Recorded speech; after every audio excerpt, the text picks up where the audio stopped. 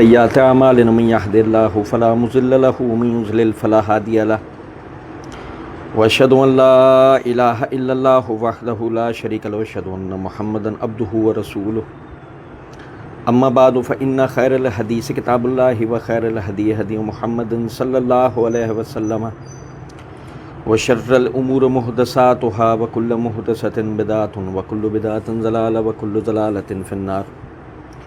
اعوذ باللہ السمیع العلیم من الشیطان الرجیم من حمزہ ونفخہ ونفثہ. بسم اللہ الرحمن الرحیم. اللہم صلی علی محمد وعلی آل محمد کما صلیت علی ابراہیم وعلی آل ابراہیم انک حمید مجید. اللہم بارک علی محمد وعلی آل محمد کما بارکت علی ابراہیم وعلی آل ابراہیم انک حمید مجید. رب اشرح لی صدری ویسر لی امری واحلل عقدۃ من لسانی یفقہوا قولی. رب زدنی علما. ربکم عالم بکم ان یشاء یرحمکم او ان یشاء یعذبکم وما ارسلناک علیہم وکیلا وربک عالم بمن فی السماوات والارض ولقد فضلنا بعض النبیین علی بعض وآتینا داؤد زبورا قل ادعوا الذین زعمتم من دونہ فلا یملکون کشف الضر عنکم ولا تحویلا اولئک الذین یدعون یبتغون الی ربہم الوسیلۃ ایہم اقرب ویرجون رحمتہ ویخافون عذابہ ان عذاب ربک کان محذورا. اللہ رب العزت کے فضل و کرم سے آیت نمبر 53 تک پچھلے درس میں ہم نے پڑھا تھا. آیت نمبر 54 سے آیت نمبر 57 تک آپ بھائیوں کے سامنے پڑھا ہے.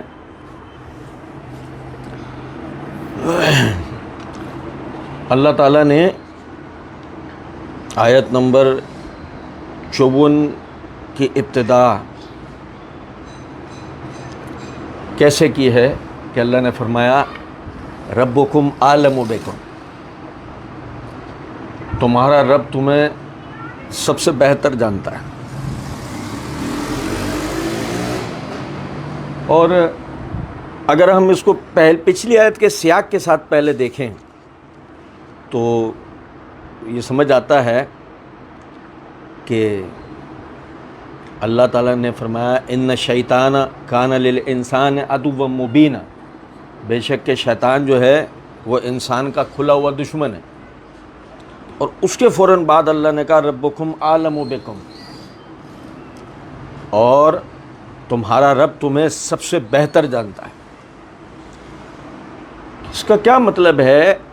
دیکھیں، ایک طرف انسان کی وہ حقیقت ہے کہ جو اللہ رب العزت نے بیان کی، جیسے کہ آدم علیہ السلام کا واقعہ بھی آگے آ رہا ہے، ہم ایک مرتبہ پھر پڑھیں گے کہ اللہ تعالیٰ نے ان سے یہ بات کی کہ جنت میں سے جہاں سے تمہارا دل کرے کھاؤ پیو،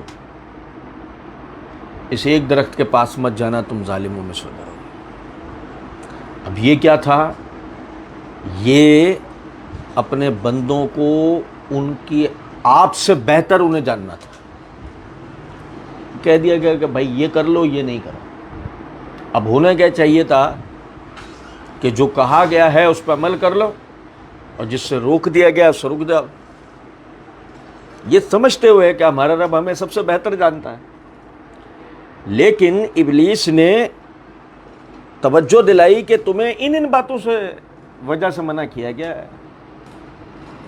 اب بظاہر وہ باتیں ایسی تھیں کہ جو دل لگتی تھیں. مثلا پہلی بات کہ تم فرشتے بن جاؤ گے، دوسری بات تم ہمیشہ زندہ رہنے والے بن جاؤ گے. ان دو میں سے کوئی ایک بات ہے جس کی وجہ سے تمہیں اس درخت سے روکا گیا.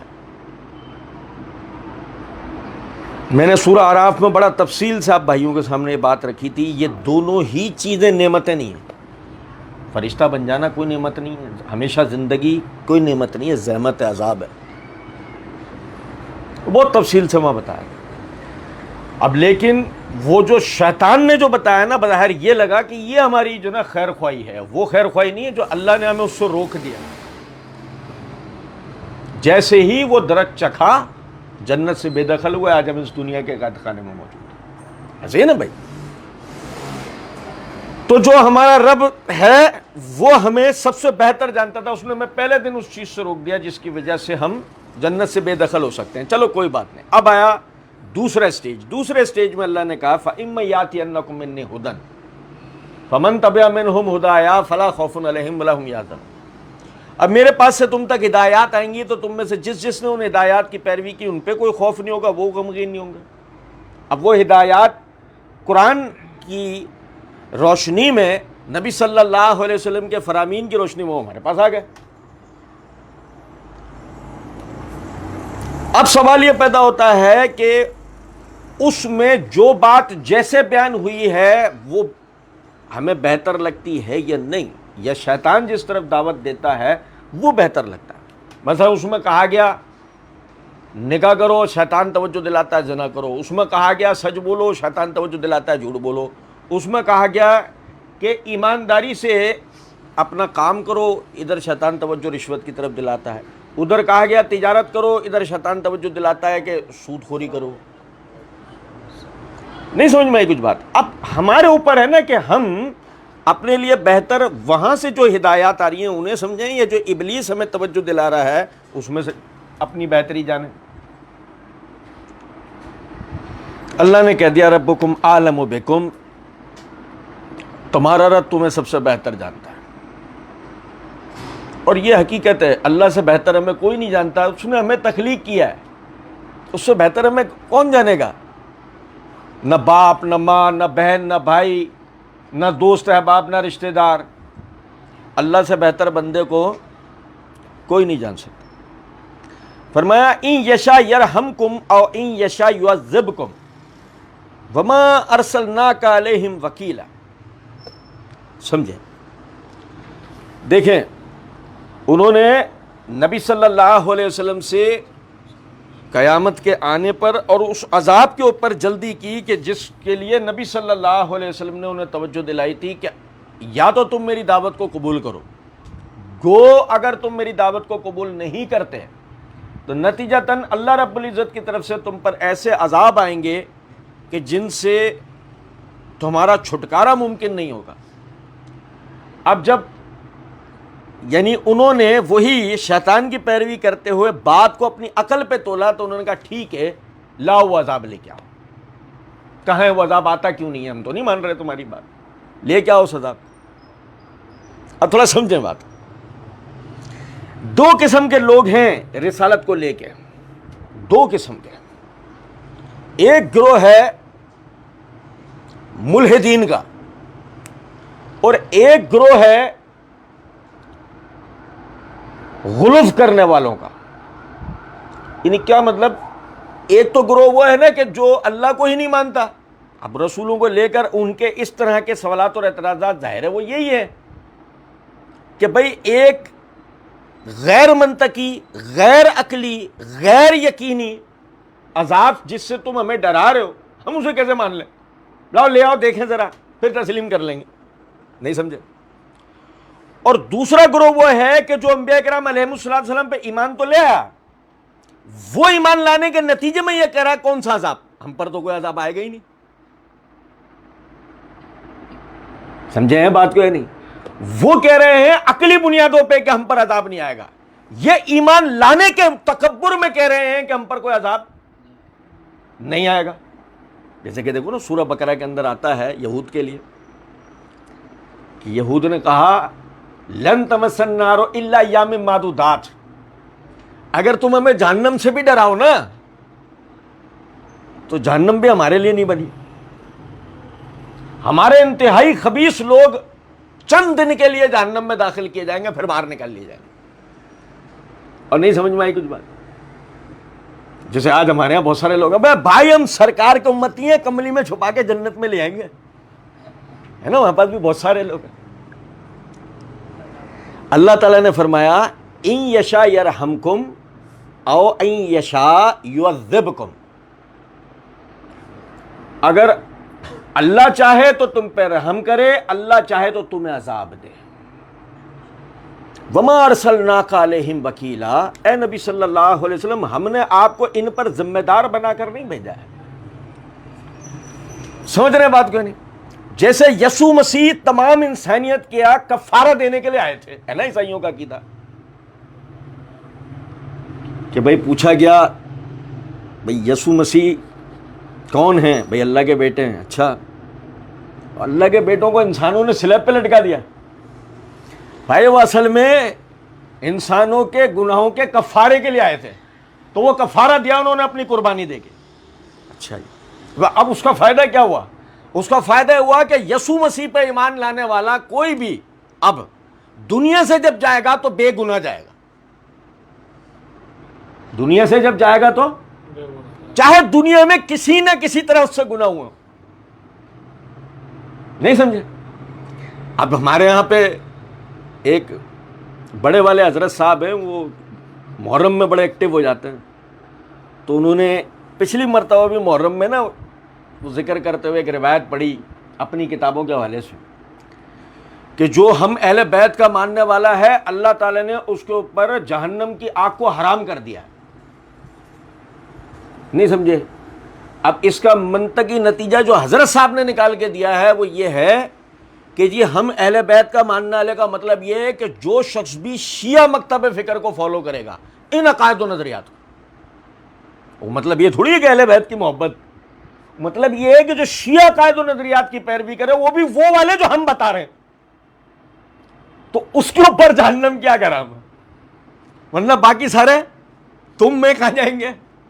خیر، تو اب اگر ہم غور کریں تو اصولی طور پر تو کوئی بھی اللہ کے عذاب سے ڈرنے کو تیار نہیں ہو رہا ہے نا، ہو رہا ہے؟ مطلب آخرت کا ماننے والا اللہ کی جزا اور سزا پر ایمان لانے والا اللہ کی سزا پہ ایمان نہیں لا رہا جیسے ایمان لانے کا حق ہے۔ وجہ کیا بنی؟ نبوت۔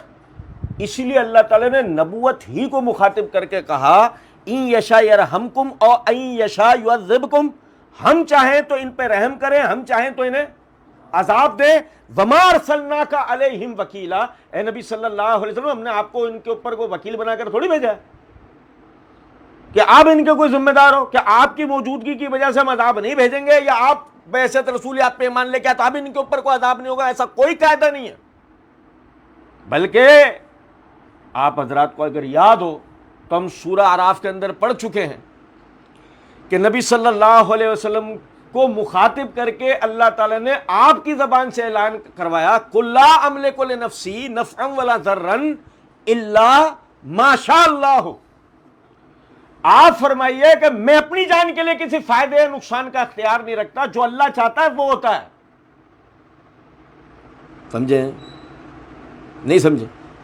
بھئی نبی اکرم صلی اللہ علیہ وسلم تو اللہ کے محبوب ہے نا، یہ کوئی ایسی بات تو ہے نہیں کہ ہمارا کوئی عقیدت ہے، یہ تو اللہ نے ان کے لیے کہہ رکھا ہے، سب سے پسندیدہ ہیں وہ اللہ کے، لیکن وہ جو سب سے پسندیدہ ہیں ان کو ہی مخاطب کر کے اللہ نے کہا آپ کہیے ان سے کہ میں تک اپنی جان کے لیے کسی فائدے یا نقصان کا اختیار،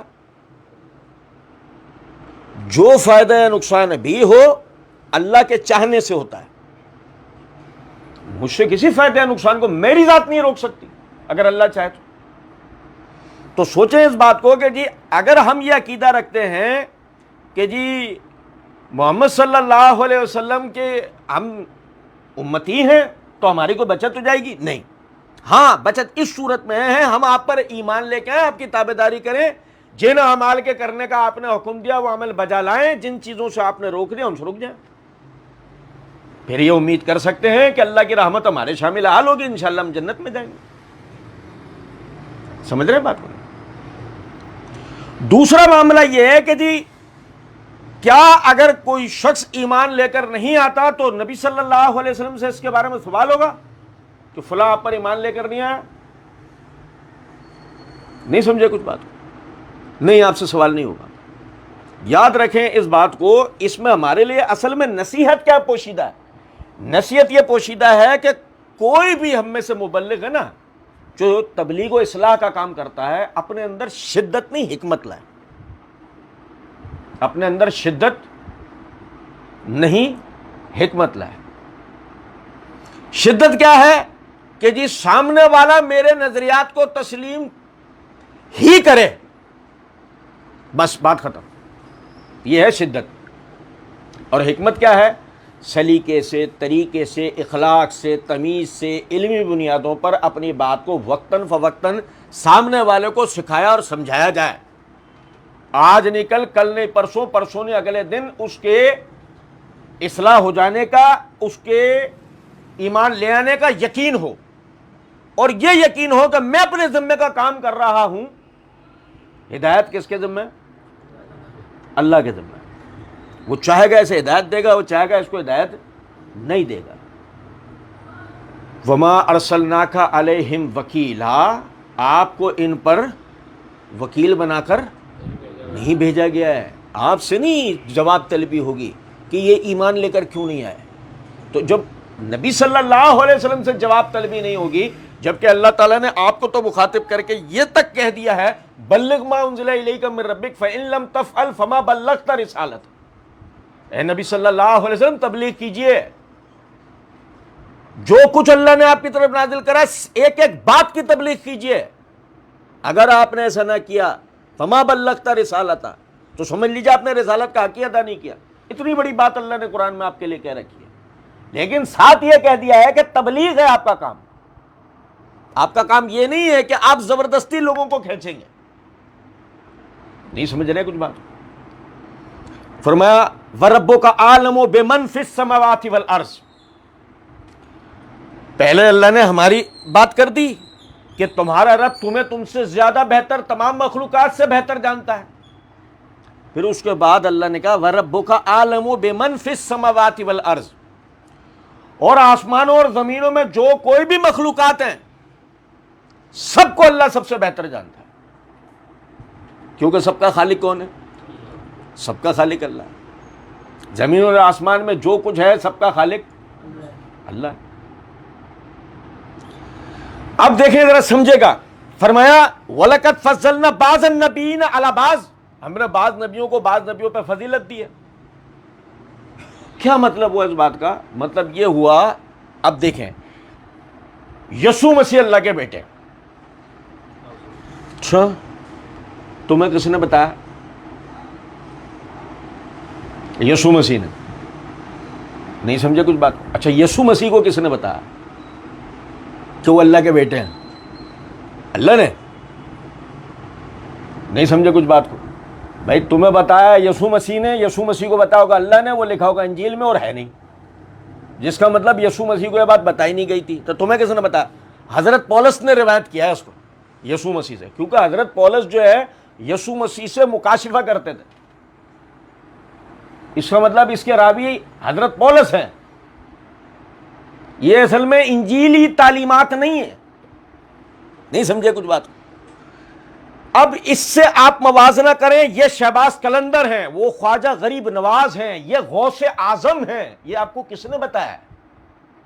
اس سے موازنہ کر کے دیکھیں ان ساری باتوں کا. یہ مولا کا گھوڑا ہے، گھوڑے کو نہیں پتا کہ میں مولا کا ہوں. موازنہ کریں اس بات کا کہ اللہ کہہ رہا ہے وَرَبُّكَ أَعْلَمُ بِمَنْ فِي السَّمَاوَاتِ وَالْأَرْضِ، تمہارا رب بخوبی جانتا آسمان و زمین میں جو کچھ ہے. وَلَقَدْ فَضَّلْنَا بَعْضَ النَّبِيِّينَ عَلَى بَعْضٍ، ہم نے بعض نبیوں کو بعض نبیوں پہ فضیلت دی ہے. مطلب یہ ہے کہ آسمان و زمین میں جس کا جو مقام ہے کس نے طے کیا ہے؟ اللہ نے کیا ہے. جس کو جو فضیلت ملی ہے وہ اللہ کے دینے سے ملی ہے، تمہارے میرے بتانے سے نہیں ہوا ہے. وَآتَيْنَا دَاوُودَ زَبُورًا، ہم نے داؤد کو زبور عطا کی. کیا مطلب ہے اس بات کا؟ اللہ تعالیٰ بتا رہے ہیں کہ فضیلت کی باتیں کیا ہوتی ہیں اور کون طے کرتا ہے اسے. سنیں ذرا توجہ سے. یہ بات کیوں کی گئی ہے؟ یہ بات اس لیے کی گئی ہے، اچھا بھائی محمد صلی اللہ علیہ وسلم کی رسالت، وہ سوشل میڈیا پہ بھی یہ بات بہت چلتی ہے، سامنے والوں کی طرف سے اعتراض آتا ہے. وہ کہتے ہیں قرآن میں کس نبی کا سب سے زیادہ ذکر ہے؟ ہمارا اللہ کہتا ہے موسیٰ علیہ السلام. تمہارے نبی کا کیوں نہیں ہے؟ نہیں سمجھے وہ کچھ بات؟ بھائی وہ اعتراض کرتے ہوئے یہ مطلب وہ یہ ایک منطقی اعتراض ہے کہ جی قرآن میں سب سے زیادہ ذکر کس کا ہے؟ موسیٰ علیہ السلام کا. اچھا تو تمہارے نبی کا کیوں نہیں ہے؟ زیادہ ذکر تو ان کا ہونا چاہیے تھا نا، موسیٰ علیہ السلام کا. تو اس کا مطلب صاحب فضیلت کون ہوئے؟ یا اس کو دوسرے طریقے سے دیکھیں. اچھا دیکھو مردے زندہ کون کرتا تھا؟ سمجھے ہیں کچھ بات کو؟ تمہارے نبی نے کیے.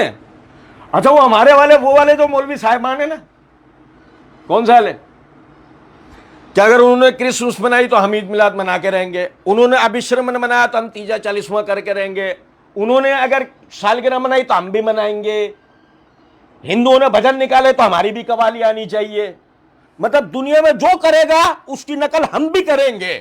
وہ جو فضیلت یا کمال اپنے مذہب کا نکال کے لائے گا اس سے اوپر کی کوئی چیز ہم بھی لانے کی کوشش کریں گے, پھر اس کے دلائل تراشیں گے, نہیں ہوں گے تو گھڑیں گے. ہے نا ہمارے پاس وہ والے مولوی صاحبان. مزے کی بات یہ ہے کہ انہوں نے ایک مرتبہ ایسے ہی ایک بڑے والے وہ خوبصورت والے مولوی صاحب نے اپنی ایک تقریر کے اندر جو ہے نا باقاعدہ اس اعتراض کو پڑھا, مردے زندہ والے اعتراض کو پڑھا اور کہنے لگا لو تم بات کرتے ہو نبی صلی اللہ علیہ وسلم کے, ارے یہ کام تو ہمارے غوث اعظم کر دیا کرتے تھے. لو کمال, شاباش, کمال. اور پھر انہوں نے تذکرہ غوثیہ سے یا پتہ نہیں کوئی ایسی کوئی فضیلت والی کتاب سے کوئی واقعہ بھی پڑھ دیا انہوں نے مردہ زندہ کرنے کا. باقی کشتی والا واقعہ تو سب کو ہی پتا ہے نا. اب کوئی پوچھے کیا کیا وہ کمال تھا اور کیا یہ کمال ہے یار, کیا کمال کیا تم لوگوں نے؟ تو سنیں بڑا تم نے کوئی کمال کیا ہے؟ اللہ نے کیا کہا ہے؟ اصول وہ ہے, اللہ نے کہا وَرَبُّكَ عَالَمُ بِمَنْ فِي السَّمَاوَاتِ وَالْأَرْضِ, زمین اور آسمان میں جو کوئی ہے. اب جیسے مثال کے طور پہ اعتراض کرنے والا یوں اعتراض کر سکتا ہے, اچھا کیا ہوا یسوع مسیح نے زندہ کیا؟ زبردست. یسوع مسیح جب پیدا بھی نہیں ہوئے تھے اور ان کی بشارت لے کے کون آیا تھا جو مریم پریشان ہو گئی تھی؟ جبرائیل تھے نا. پھر صاحب فضیلت کون ہوا؟ ایسے نہیں ہوتی باتیں ایسے نہیں ہوتی ہیں. یاد رکھیں اس بات کو. اگر موسیٰ علیہ السلام کا قرآن میں زیادہ ذکر ہے نا تو برابر سے فرعون کا بھی ہے. ایسے نہیں ہوتی باتیں. سمجھ میں آ رہی ہے کچھ بات یا نہیں؟ سنیں, اللہ نے کہا وَلَقَدْ فَضَّلْنَا بَعْضَ النَّبِيِّينَ عَلَىٰ بَعْض, ہم نے بعض نبیین جمع کا صیغہ اللہ نے استعمال کیا پہلے, پھر کہا فَضَّلْنَا بَعْضُ عَلَىٰ بَعْضٍ, کہ ہم نے ان میں سے بعض کو بعض میں فضیلت دی. جس سے قاعدہ کیا سمجھایا؟ سب سے پہلے فضیلت ہے نبوت کی جس میں سب ایک برابر ہیں. آدم علیہ السلام سے لے کے محمد الرسول اللہ صلی اللہ علیہ وسلم تک نبی ہونے کے اعتبار سے سارے نبی. کیا ہمیں عقیدہ سکھایا گیا ہے؟ لا نفرق بین احد من رسول, پڑھتے نا ہم سورہ بقرہ میں کہ ہم رسولوں کے درمیان کوئی تفریق نہیں کرتے. او موسیٰ علیہ السلام کی فضیلت زیادہ, عیسیٰ علیہ السلام کی, بھائی بیکار باتیں ہیں. بس سنو ذرا بات کو. ہمارے غوث پاک ایسے تھے. اچھا غوث پاک نے اپنی کتاب میں نماز میں رفع الدین بتایا نہیں, وہ حنبلی تھے. یہ ہے بات, ایسے نہیں ہوتی. بھائی کون سے سلسلے کا ماننا لو, ہم سحر وردی ہیں الحمدللہ. وہ نماز میں سینے پہ ہاتھ باندھتے تھے, وہ شافعی تھے نا. ایسے ہوتی ہیں باتیں کہ بھائی اگر تو کسی کا ماننا نا, تو ایسے نہیں کہ میں ان کا مانوں فضائل سنا رہا ہے. ابے تو اپنا عمل دکھا. اگر تو ان کا ماننے والا ہے تو ان کی تعلیمات پہ عمل کرے گا نا, اس سے ان کا کمال ثابت ہوگا. کہ زمانہ گزر گیا, آج بھی لوگ ان کی تعلیمات پہ عمل کرتے ہیں. اس سے کیا ہوتا ہے فضائل و کمال سے؟ اللہ نے فرمایا وَلَقَدْ فَضَّلْنَا بَعْضَ النَّبِيِّينَ عَلَىٰ بَعْضٍ, یا جیسے ہم پڑھتے ہیں تِلْكَ الرُّسُلُ فَضَّلْنَا بَعْضَهُمْ عَلَىٰ بَعْضٍ, پڑھتے ہیں نا تیسرے پارے کی پہلی آیت. ہمیں کیا عقیدہ ملتا ہے؟ ہمیں عقیدہ یہ ملتا ہے نبی اور رسول ہونے کے اعتبار سے سارے رسول ایک برابر, سارے نبی ایک برابر. اب جس کو اللہ نے جو فضیلت دی اس فضیلت کا بیان اللہ کے بتائے سے ہوگا. اللہ نے فضیلت بتائی کس کی؟ سلیمان علیہ السلام کی. کیا فضیلت بتائی؟ بھائی سلیمان علیہ السلام کے قبضے میں جنات تھے. بھائی کس کی فضیلت ہے؟ نہیں سمجھے کچھ بات کو؟ نبی اکرم صلی اللہ علیہ وسلم نے جن کو پکڑ کے مسجد سے باندھ دیا ستون سے. صحابہ نے پوچھا اللہ کے رسول پھر آپ نے اس کو چھوڑ کیوں دیا؟ فرمایا مجھے اپنے بھائی سلیمان کی دعا یاد آ گئی کہ اللہ مجھے ایسی بادشاہ عطا کر مجھ سے پہلے اور میرے بعد تو نے کسی کو نہ دیو. تو آپ نے اس جن کو چھوڑ دیا. لو جی پتہ یہ لگا نبی صلی اللہ علیہ وسلم نے جن کو قابو کرنے کے بعد بھی چھوڑ دیا. یہ فضیلت جن کنٹرول میں رہیں, یہ فضیلت کس کی ہے؟ سلیمان علیہ السلام کی. بابا جی کہہ رہے ہیں میرے قبضے میں 100 جن ہیں, تو پھر یہ سلیمان علیہ السلام کی فضیلت کہاں رہی؟ لے تیرے قبضے میں بھی 100 جن آ گئے. سمجھے ہیں کچھ نقطے کو؟ بھئی اگر تو کہہ رہا ہے کہ تیرے قبضے میں بھی جنات ہیں, ہاں ہم تو یہ کہتے ہیں تو جنات کے قبضے میں, اور وہ بھی بڑے والے کے, ابلیس کے. اس کے لیے روپ اختیار کرنے میں کتنی دیر لگتی ہے؟ ہپنوٹائز وہ کر سکتا ہے, اور پتہ نہیں کیا کیا کر سکتا ہے, تو جادو بھی کر سکتا ہے. اب میرا مقصد بتانے کا کیا ہے؟ سلیمان علیہ السلام کی یہ فضیلت ہم بیان کرتے ہیں کس لیے کہ ہمیں قرآن نے بتایا, اس حیثیت سے اس فضیلت کو بیان کرتے ہیں. عیسیٰ علیہ السلام نے کہا کم باذن اللہ, مردہ زندہ ہو کر کھڑا ہوا پھر مر گیا. وہ جو زندہ ہوا کم باذن اللہ, اللہ کے حکم سے کھڑا ہو جائے. اب یہ جو اللہ نے ہمیں جیسا بتایا ہم ویسا بتاتے ہیں. سمجھے ہیں بات کو یا نہیں؟ غور طلب نقطہ ہے. انہی عیسیٰ علیہ السلام کے لیے اللہ تعالیٰ نے ہمیں بتایا وَإِن مِّنْ أَهْلِ الْكِتَابِ إِلَّا لِيُؤْمِنَّ بِهِ قَبْلَ مَوْتِهِ, اور اس کی موت سے پہلے کوئی اہل کتاب ہم ایسا نہیں چھوڑیں گے جو اس پہ ایمان نہ لے آئے. تو ہم عیسیٰ علیہ السلام کی بھی موت کے قائل ہیں.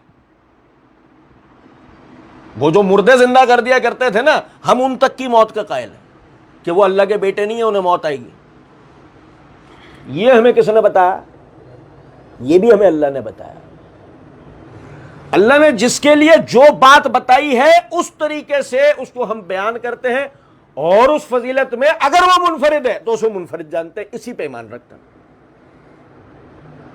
نہیں سمجھے؟ نبی اکرم صلی اللہ علیہ وسلم نے فرمایا علی سے محبت نہیں کرے گا مگر مومن, علی سے نفرت نہیں کرے گا مگر منافق. اب یہ کس کی فضیلت ہے؟ یہ علی رضی اللہ تعالیٰ عنہ کی فضیلت ہے. ہم اس فضیلت میں ان کو اکیلا مانتے ہیں. یہ فضیلت ہمیں کس نے بتائی؟ محمد الرسول اللہ صلی اللہ علیہ وسلم. اتنی ہی فضیلت کو ہم ان کی بیان کرتے ہیں علیحدہ, ورنہ صحابی ہونے کے اعتبار سے سارے سب ایک برابر ہیں. سمجھ میں آ رہی ہے کچھ باتیں؟ نبی اکرم صلی اللہ علیہ وسلم نے فرمایا تیری میرے ساتھ مثال بالکل اس طرح ہے کہ جیسی ہارون کی موسیٰ کے ساتھ تھی, مگر میرے بعد کوئی رسول کوئی نبی نہیں ہوگا. یہ نبی صلی اللہ علیہ وسلم نے علی رضی اللہ تعالیٰ عنہ کے لیے فضیلت بتائی. ہم اس فضیلت کو جوں کا تو مانتے ہیں اور اسی کا طرح بیان کرتے ہیں. یہ فضیلت ہم کسی اور کے لیے ماننے کو تیار نہیں ہوتے, حالانکہ نبی صلی اللہ علیہ وسلم کے اور بھی چچا زاد بھائی ہیں, سب کے نام پتہ ہے ہمیں, مگر کسی کے لیے ہم اس فضیلت کو کھینچ تان کر اس پہ فٹ کرنے کی کوشش نہیں کرتے. کیوں کہ نبی صلی اللہ علیہ وسلم نے کس کے لیے بیان کیا؟ علی رضی اللہ عنہ. میری بیٹی فاطمہ جنت کی عورتوں کی سردار ہے.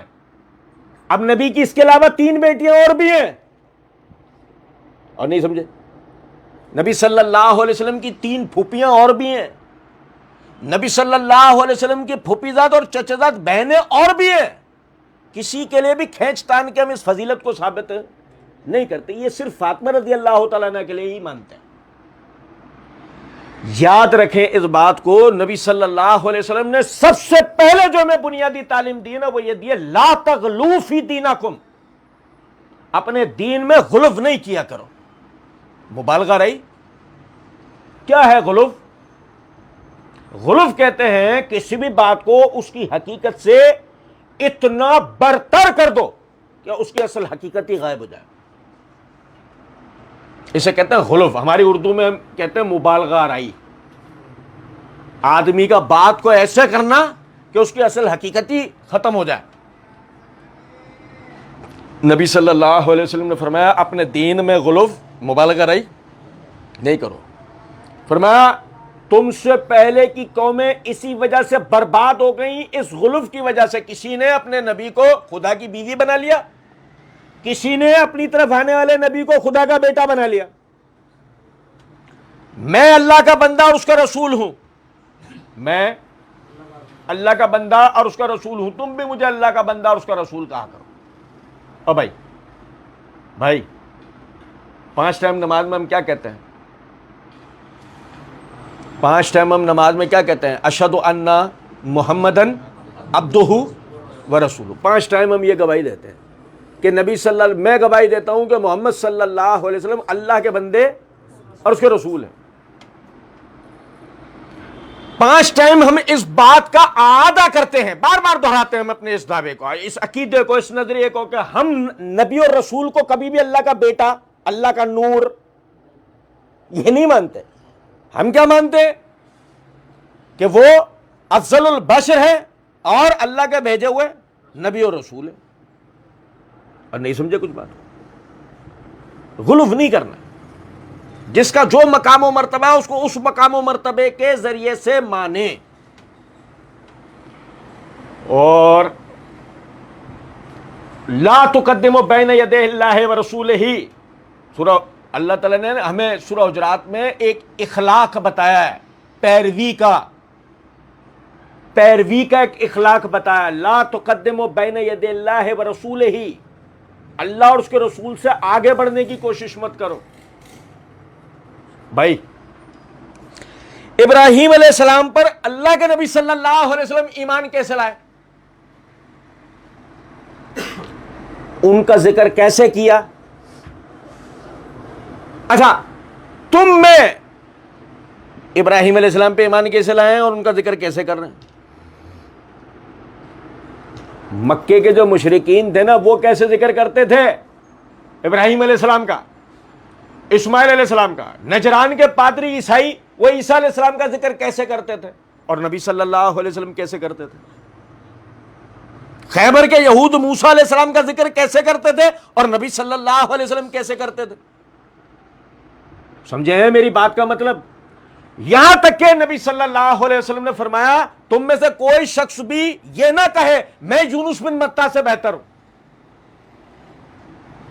بلکہ عمر رضی اللہ تعالیٰ نے تو اپنے دور حکومت میں یہ تک فتویٰ جاری کر دیا تھا کہ میرے کان میں اگر یہ آواز پڑ گئی نا کہ فلاں نے کہا ہے کہ میں یونس بن متیٰ سے بہتر ہوں، میں اس کی گردن اڑوا دوں گا۔ کون ہے یونس بن متیٰ؟ یونس علیہ السلام۔ کیا واقعہ ہے؟ واقعہ یہ ہے کہ یہود کہتے ہیں کہ چونکہ انہوں نے اللہ کی نافرمانی کی، اللہ نے انہیں نکلنے کا حکم نہیں دیتا، اور وہ نکل گئے تھے بغیر اللہ کے حکم کا انتظار کیے، تو ان سے بہتر تو ہم ہیں کہ ہم اللہ کے ہر حکم کی فرما برداری کرتے ہیں۔ سمجھے ہیں کچھ بات؟ کوئی نہیں؟ ایک ہمارا والا بھی نہیں، جہلمی رادھا، نہ 9 من تیل نہ رادھا ناچے گی چو چو، میں فلاں صحابی سے افضل ہوں، میں اس صحابی سے افضل ہوں، نہیں کہتا۔ اپنے ہر تیسری چوتھی ویڈیو میں اپنے آپ کو کسی نہ کسی سے افضل کر دیتا ہے۔ یاد رکھیں اس بات کو، یہ غلو کا نتیجہ ہے۔ جب آدمی یہ نہیں سمجھ رہا نا کہ شریعت میں بزرگوں کا، انبیاء کا، صحابہ کا، اہل بیت کا، صلحائے امت کا، اولیاء کرام کا مقام و مرتبہ کس طریقے سے بیان کیا گیا ہے، اس طریقے سے ماننا مسلمانیت ہے۔ یہ نہیں کہ جیسے تم اور میں مان رہے ہیں۔ لا تقدموا بین یدی اللہ ورسولہ۔ یونس علیہ السلام پر نبی صلی اللہ علیہ وسلم ایمان کیسے لائے تھے اور کیسے ذکر کیا آپ کا؟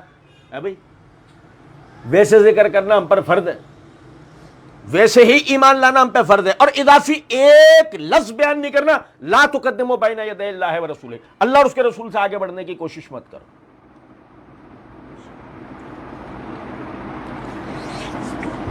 سنیں ذرا بات، میں آپ کو ایک مزے کی بات بتاؤں۔ بلال رضی اللہ تعالیٰ عنہ حبشی تھے، ایک اور صحابی بھی تھے جو حبشی تھے، اور مشہور واقعہ آپ لوگوں نے سنا ہوگا، نبی صلی اللہ علیہ وسلم نے مدینے کی انتہائی خوبصورت عورت کے رشتہ اس کے گھر بھجوایا تھا ایک حبشی غلام کی شکل میں۔ وہ بلال رضی اللہ تعالیٰ عنہ نہیں تھے، وہ دوسرے ایک صحابی ہیں، وہ بھی حبشی تھے۔ اب نقطہ سمجھنے میں بتانا چاہ رہا ہوں۔ بھائی دیکھیں، جس شخص کا رشتہ خود نبی صلی اللہ علیہ وسلم بھجوائیں، اس کو مقام و مرتبہ کیا ہوگا؟ بھائی اس عورت نے بتایا ہے اسی واقعے میں کہ جب ماں باپ نے اس کو دیکھا غور سے، یہ تو کالا حبشی ہے، ہماری بیٹی اتنی خوبصورت، وہ تو ان کا کہ نہیں بھائی ہم معذرت خواہیں، آپ جا کے مائی طرف سے معذرت کریں۔ پلٹنے لگے، بیٹی پردے کے پیچھے سے بلند آواز سے بولی، ابا جی اس کو بھیجنے سے پہلے قرآن کی آیت تو سن لو کہ اللہ قرآن میں کہتا ما آتاکم الرسول فخذوہ وما نہاکم عنہ فانتہوا۔ میرے رسول تمہیں جو دے اسے لے لو, جس چیز سے روکے اس سے رک جاؤ. واتقوا اللہ, اور اللہ سے ڈرو. ان اللہ شدید العقاب, بے شک اللہ کی پکڑ سب سے سخت ہے. اگر ہم نے اس رشتے کو واپس بھیج دیا اللہ کا ہم پر عذاب آئے گا. اس بیچاری نے کہاں دیکھا تھا اس کو, وہ تو اپنے والدین کی باتوں سے سمجھی تھی کہ باہر جو ہے یہ کوئی شکل و صورت کا کوئی اتنا خاص نہیں ہے. میں بتانا کیا چاہ رہا ہوں کہ جس رشتے کو نبی صلی اللہ علیہ وسلم نے بھیجا ہوگا وہ کتنا صاحب فضیلت آدمی ہوگا. مجھے بتائیں کیا فضائل و کمالات و کرامات میں آج تک آپ نے اس آدمی کا نام سنا ہے؟ ابو جہل کے بیٹے اکرمہ, سپر پاور روم کو فتح کرنے والے, نہیں سمجھے؟ آپ نے کبھی فضائل, کمالات, منقبتوں میں, کرامتوں میں کبھی اس شخص کا نام سنا؟ میری بات سنیں, میں کیا کہنا چاہ رہا ہوں. میں کہنا چاہ رہا ہوں جن کے فضائل و منقبتیں آپ سنا رہے ہیں اللہ کے رسول نے بتائی تھی؟ اگر نہیں بتائیں اور وہ صاحب فضیلت ہو بھی, سوال یہ پیدا ہوتا ہے جن کی فضیلتیں اللہ کے رسول نے بتائیں وہ کیوں نہیں بتاتے ہو؟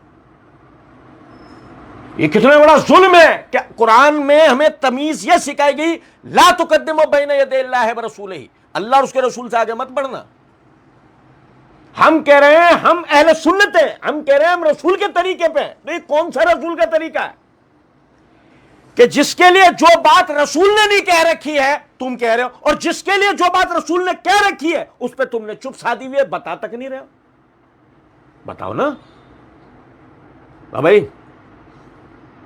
وہ کندھوں پہ چڑھ کے بت توڑنے والے علی تھے نا, کون؟ وہ علی بن ابی طالب نہیں تھے, علی بن ابو العاص تھے. بتاؤ نا, وہ نہیں بتائیں گے. بھائی کیسے کیسے صاحب فضیلت لوگ تھے, کیسے کیسے کمال لوگ تھے کہ اگر ایک جملے میں سمجھنا ہو تو نبی صلی اللہ علیہ وسلم کی حدیث صحیح بخاری میں, خیر الناس قرنی ثم الذین یلونہم ثم الذین یلونہم, سب سے بہترین میرے زمانے کے لوگ ہیں, سب سے بہترین میرے زمانے کے لوگ ہیں, پھر اس کے بعد والے زمانے کے, اور پھر اس کے بعد والے زمانے کے. ہمارا اللہ کہہ رہا ہے امام تو خامنہ ہی, بڑا امام لایا تو جو خود ایرانی نہیں ہے ازبکستانی ہے. نہیں سمجھے ہو کچھ بات؟ مزے کی بات ہے, سنو. امام نہیں بنے تو, ارے نبی صلی اللہ علیہ وسلم کے اصحاب میں ہم نے ابھی تک کسی عربی کا ذکر کیا تھا؟ ہم نے تو حبشیوں کا ذکر کیا تھا, قبطیوں کا, کون؟ سوڈانیوں کا. آج کے زمانے میں اگر بات کی جائے ہم نے کیا کوئی عربوں کا ذکر؟ توجہ سنیں, میں کیا بتانا چاہ رہا ہوں. جب ہم اللہ اور اس کے رسول کی پیروی کو چھوڑتے ہیں نا, ہماری ایک مخصوص قسم کی ہمت ماری جاتی ہے. وہ جو صاحب فضیلت, صاحب کمال لوگ تھے نا, جن کو امام بنانا ہماری فضیلت کا باعث بن جاتا, انہیں ہم نے اپنا امام نہیں بنایا, پھر ہم نے اپنا امام ان کو بنایا جن کے ابھی تک جنازے تک کا پتہ نہیں لگ رہا. اور سمجھ میں آ رہی ہے کچھ بات یا نہیں؟ خدا نہ خواستہ میں ان کی توہین و تحقیر نہیں کر رہا ہوں, میں توہین اور تحقیر کر رہا ہوں ان لوگوں کی کہ جنہوں نے صاحب فضیلت لوگوں کا انکار کیا اور اس کی منحوسیت آج اٹھا رہے ہیں. میں ان کی توہین کر رہا ہوں کہ تم نے کن کی توہین کی؟ جو صاحب فضیلت لوگ تھے, جن کی فضیلتیں قرآن میں بیان ہوئی تھی, جن کی فضیلتیں احادیث میں بیان ہوئی تھی, جن کا بیان ہم پہ فرض تھا, وہ تو ہم نے کیا نہیں. اچھا سنیں, پھر اللہ نے پرٹیکولر ایک نام لیا. پہلے اللہ نے کہہ دیا وَلَقَدْ فَضَّلْنَا بَعْضَ النَّبِيِّينَ عَلَى بَعْضٍ, پھر اللہ نے ایک پرٹیکولر نام لیا اور فرمایا وَآتَيْنَا دَاؤُودَ زَبُورًا, اور ہم نے داؤد کو زبور عطا کی. دیکھیں کتنی حیرانگی کی بات ہے نا کہ اللہ تعالیٰ نے داؤد علیہ السلام کا الگ سے ذکر کیوں کیا. یہ بالکل وہ بات ہے کہ جو بھی میں نے آپ سے کہی کہ آپ نے یہ جو اصحاب ہیں دیگر, ان کا نام سنا ہے, ان کے ذکر سنے, ان کے کمالات سنے نہیں. ایک گروہ ہے ہمارے پاس, وہ 5 اہل بیت سے باہر نہیں آ رہا, ایک ہے وہ 4 خلفائے راشدین سے باہر نہیں آ رہا. ایسے ہی ہے نا بھائی. بقیہ اللہ کے رسول کے اہل بیت، بقیہ اللہ کے رسول کے اصحاب، وہ سارے کے سارے چھوڑے بیٹھے ہیں، پرواہ نہیں، نہیں سمجھے وہ کچھ بات؟ اچھا جی، اللہ تعالیٰ نے ذکر کیا داؤد علیہ السلام کا، اور داؤد علیہ السلام کی فضیلت میں آپ کو بتاتا ہوں۔ سب سے پہلے آپ ایک فضیلت کو سمجھیں۔ داؤد علیہ السلام بادشاہ تھے۔ کون تھے بھائی؟ جس زمانے میں زبور آپ کو عطا ہوئی، آپ اس زمانے میں تو بادشاہ ہی تھے نا بھائی۔ آپ چلے کہاں سے تھے، بحث ابھی اس سے نہیں ہے، لیکن جس زمانے میں آپ کو زبور عطا ہوئی ہے اس زمانے میں آپ بادشاہ تھے، ٹھیک ہے؟ توریت انہیں بحیثیت بادشاہ مانتی ہے، توریت میں کہیں بھی ان کی رسالت کا ذکر نہیں ہے۔ یہ تو ذکر ہے کہ جی ان کے اوپر کتاب نازل ہوئی ہے، لیکن وہ کتاب اصل میں وہ نہیں ہے جو منزل من اللہ کی طرف سے کوئی کلام ہو، بلکہ توریت یہ بتاتی ہے وہ تو اللہ کی مناجات کے گیت تھے۔ جیسے ہمارے یہاں بھی نا بہت سے لوگ نشید، یہ نیا نکالا ہم نے، گانے سننے کا اپنا چسکا نا پورا کرو، نشید سن رہا ہوں، سمجھے ہے کچھ بات کو؟ نہیں، یہ گانے سننے کا نا مذہبی چسکا ہے یہ نشید۔ اے بھائی قرآن سن، شاعری پڑھ۔ صحابہ شاعری پڑھا کرتے تھے، گایا نہیں کرتے تھے۔ نعت انہوں نے کیا کری ہے؟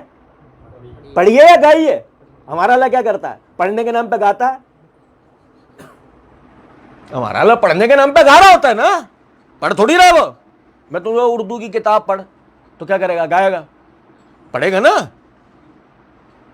پڑھنے اور گانے کا فرق تو ہمیں ویسے ہی پتہ ہے۔ بہرحال اچھا جی، اب آپ سمجھیں وہ کیا تھے؟ داؤد علیہ السلام کیا تھے؟ بادشاہ۔ توریت نے انہیں بحیثیت بادشاہ ہی گنا ہے، ان پر کتاب کا بھی ذکر کیا ہے، زبور کا۔ اور آج عہد نامہ یعنی کہ جو توریت آج ہمارے ہاتھوں میں ہے، عہد نامہ قدیم، اس کے اندر بھی موجود ہے زبور۔ مزے کی بات دیکھیں آپ، مگر وہ کیا ہے؟ وہ سارے اشعار پر مبنی کچھ مناجات ہیں، اور بقول غامدی صاحب کہ ان کو پڑھنے سے ایک الگ ہی لطف آتا ہے۔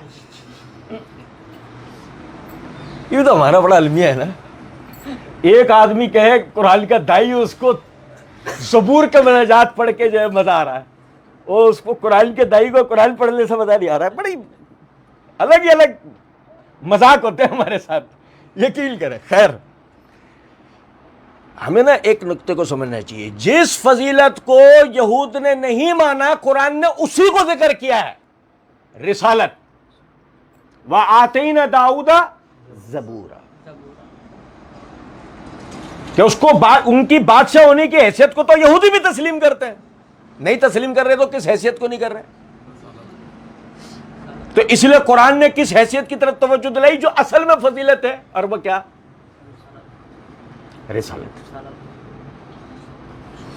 اچھا دیکھیں، میں آپ کو جو ہے نا دو فضیلتیں اور بتاتا ہوں، ایسے بس میرے دل میں تھا، میں آپ بھائیوں سے ذکر کروں گا۔ صحیح بخاری کتاب احادیث الانبیاء کے اندر امام بخاری رحمۃ اللہ علیہ نے یہی آیت یاتین داؤد زبورا، اس کی تفسیر کرتے ہوئے حدیث نمبر 3417 اور 3418 ذکر کی ہے۔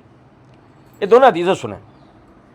نبی اکرم صلی اللہ علیہ وسلم نے فرمایا داؤد علیہ السلام کے لیے نا قرأت آسان کر دی گئی تھی، داؤد علیہ السلام کے لیے قرأت آسان کر دی گئی تھی، چنانچہ وہ اپنی سواری کی زین کسنے کا حکم دیتے اور زین کسی جانے سے پہلے پوری زبور پڑھ لیا کرتے تھے۔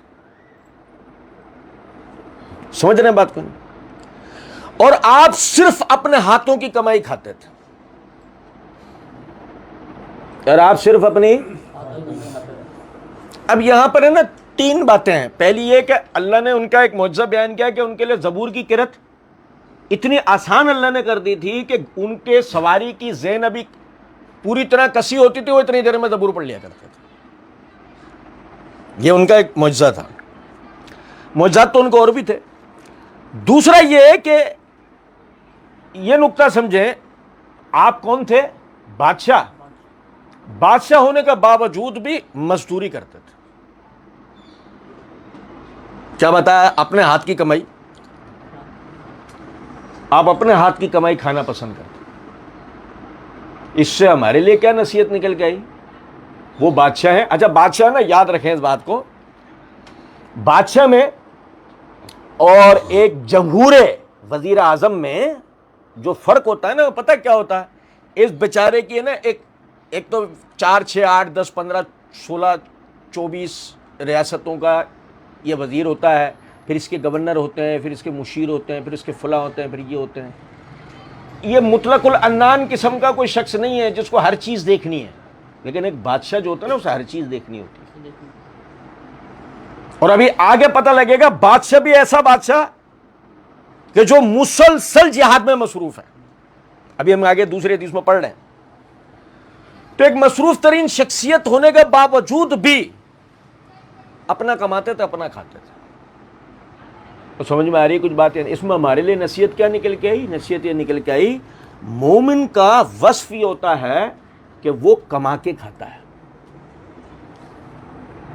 کم کما لے، بھلے زیادہ نہیں، کم کما لے پر کما کے کھاتا ہے. کیونکہ یہ بات طے شدہ ہے اللہ کی بارگاہ میں کمائی کے زیادہ یا کم ہونے کی بحث نہیں ہوتی، بحث برکت کی ہوتی ہے. یہ ہم کئی مرتبہ پہلے بھی پڑھ چکے. اچھا جی، دوسری بات یہ کہ سیلانی جیسے اداروں کی پھر ہمیں ضرورت ہوگی.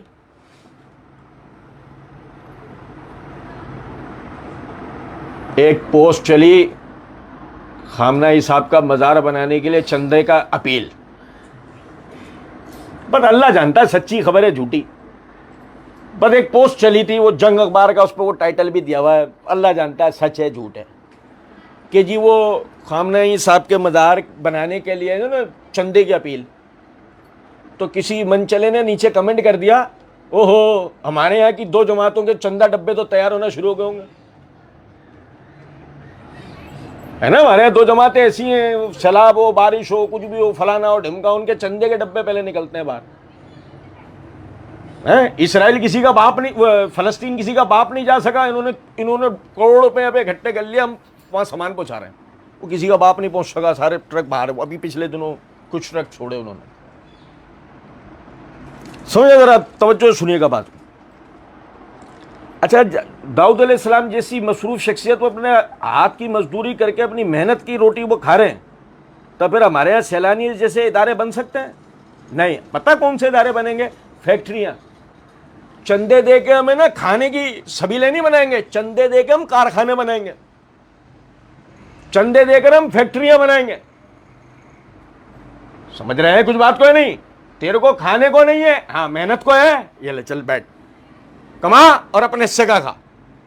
چندوں پہ مت جی، بھیکوں پہ مت جی، زکاتوں اور صدقات پہ مت جی.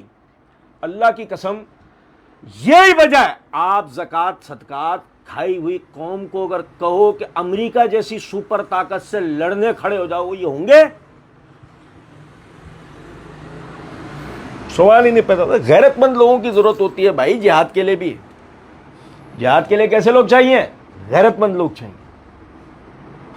اور میں یہ بھی بات نہیں کر رہا کہ کون ہے اور کون نہیں. ہمارے یہاں بھی آج کل ایک نیا سرٹیفکیٹ بھی بٹ رہا ہے کہ فلاں والے جو ہے نا، وہ دیکھو کیسے سینہ سپر ہو گئے. وہ تو وہ سینے کہاں سے سپر ہوئے وہ ہمیں پتہ ہے، وہ چھوڑیں اس کو. بعض دفعہ ہم لوگوں کے سینوں میں موجود دل توڑنا نہیں چاہتے، یہ بھی تو اپنی جگہ ایک بات ہے. تو عرض کرنے کا مطلب یہاں پہ یہ سیلانی جیسے کسی بھی ادارے کی کوئی شرعی حیثیت بچتی نہیں. اچھا، دوسری حدیث، عبداللہ بن عمرو بن عاص رضی اللہ تعالیٰ عنہ فرماتے ہیں کہ نبی صلی اللہ علیہ وسلم کو خبر ملی کہ جی میں نے کہا ہے کہ اللہ کی قسم جب تک میں زندہ رہوں گا دن میں روزے رکھوں گا، رات بھر عبادت کیا کروں گا. تو نبی اکرم صلی اللہ علیہ وسلم نے پوچھا کیا تم نے اللہ کی قسم کھا کر اس طرح بات کی ہے؟ میں نے عرض کیا جی ہاں، میں نے یہ جملہ کہا ہے. تو نبی اکرم صلی اللہ علیہ وسلم نے فرمایا تم اپنی نا اس بات کو نبھا نہیں سکو گے، تم اپنی اس بات کو نبھا نہیں سکو گے، اس لیے روزے بھی رکھا کرو اور روزے کے بغیر بھی رہا کرو. یہ نفلی روزوں کی بات ہو رہی ہے، رمضان کے فرض روزوں کی بات نہیں ہو رہی ہے، سمجھیے گا. اور رات میں عبادت بھی کیا کرو اور سویا بھی کرو. یہ رمضان کی راتوں کی بات نہیں ہو رہی ہے, یہ عام دنوں کی عبادت کی بات ہو رہی ہے. ہر مہینے میں 3 دن روزے رکھا کرو, ہر مہینے میں 3 دن روزے رکھا کرو, کیونکہ ہر نیکی کا بدلہ 10 گنا ملتا ہے. اسی طرح روزے کا یہ طریقہ بھی ثواب کے اعتبار سے زندگی بھر کے روزوں کے برابر ہو جائے گا.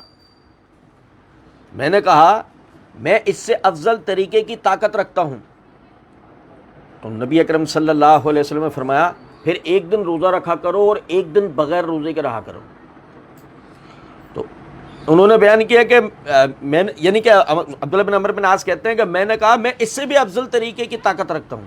تو آپ نے فرمایا کہ 1 دن روزہ رکھا کر دوسرے دن بغیر روزے کے رہا کر. یہ داؤد علیہ السلام کا طریقہ تھا, یہ داؤد علیہ السلام کا طریقہ تھا, اور یہ سب سے افضل طریقہ ہے, یہ سب سے افضل طریقہ ہے. میں نے کہا اللہ کے رسول میں اس سے بھی افضل کی طاقت رکھتا ہوں. تو نبی صلی اللہ علیہ وسلم نے جواب میں فرمایا داؤد علیہ السلام کے طریقے سے افضل کوئی طریقہ نہیں ہے, داؤد علیہ السلام کے طریقے سے افضل کوئی طریقہ نہیں ہے. اچھا میں آپ کو ایک مزے کی بات بتاؤں. مزے کی بات یہ ہے کہ امام بخاری رحمۃ اللہ علیہ دوسری جگہ اس روایت کو لائے, وہ وجہ لکھی ہے کہ 1 دن روزہ رکھتے تھے اور دوسرے دن روزہ نہیں رکھتے تھے. وجہ جہاد کرتے تھے. کیا کرتے تھے؟ 1 دن روزہ رکھتے تھے, آرام کرتے تھے, دوسرے دن روزہ چھوڑتے تھے اور جہاد کرتے تھے. سمجھ رہے ہیں کچھ بات کیوں نہیں؟ اور نبی صلی اللہ علیہ وسلم نے کیا فرمایا؟ داؤد علیہ السلام کے طریقے سے افضل کسی کا طریقہ نہیں. بس یہ ہمیں سمجھنا چاہیے بات. اور بھائی کون سے مومن ہو؟ خانقاہوں والے مومن. مسجد جاؤ اللہ اللہ کرو بھائی, بس یہ دین ہے. خانقاہوں والے مومن. داؤد علیہ السلام کے طریقے سے افضل کوئی طریقہ نہیں. اسلام میں کوئی خانقاہی کا تصور نہیں ہے. نماز بھی پڑھو, روزہ بھی رکھو, کاروبار بھی کرو, اللہ کے راستے میں جہاد بھی کرو. اور نہیں سمجھے کچھ بات؟ یہ کون سا خانقاہی نظام ہے کہ نہیں جی بس مسجد جائیں گے, نماز پڑھیں گے, اللہ اللہ کریں گے, باقی سب ختم. نہیں, یہ دین نہیں. یہ سمجھ لو آپ نے دین میں ابھی ایک پیر رکھا ہے. اور کیا کہا اللہ نے؟ ادخلوا فی السلم کافہ, اسلام میں پورے داخل ہو جاؤ. اسلام میں پورا داخل ہونا ہے. سر ڈال لیا, ہاتھ ڈال لیا, پیر ڈال لیا, ایسا نہیں. اللہ کو ایسا مسلمان نہیں چاہیے. اللہ کو وہ مسلمان چاہیے جو استطاعت بھر پورے دین کے اوپر عمل کرے. یہاں سے آپ کو بات سمجھ میں آئی ہوگی کہ اللہ رب العزت نے یہ فضیلتوں کا ذکر کرنے کے بعد اللہ رب العزت نے الگ سے داؤد علیہ السلام کا ذکر کیوں کیا؟ اب مجھے بتائیں, نبی بھی ہے, دعوت و تبلیغ کا کام بھی کرتے ہیں, کام کاروبار بھی کرتے ہیں, نمازیں بھی پڑھتے ہیں, روزے بھی رکھتے ہیں, جہاد بھی کرتے ہیں. کیا ملٹی ٹیلنٹڈ شخصیت ہے یا نہیں؟ یہ ہے فضیلت. کیا سنو, ہمارے جو پیر صاحب ہیں نا, ہاں, وہ 40 سال تک روز عشاء کے وضو سے صبح کی فجر پڑھتے تھے. اچھا, اللہ کے رسول تو کہتے ہیں نماز بھی پڑھو اور سو بھی. تیرے پیر صاحب سوئے نہیں؟ تو اللہ کے رسول سے زیادہ افضل نہیں تھے. لا تقدموا بین یدی اللہ و رسولہ. اچھا, ہمارے جو پیر صاحب تھے نا, ہاں, ساری عمر کسی مکھی کو بھی تکلیف نہیں پہنچائی ہوگی.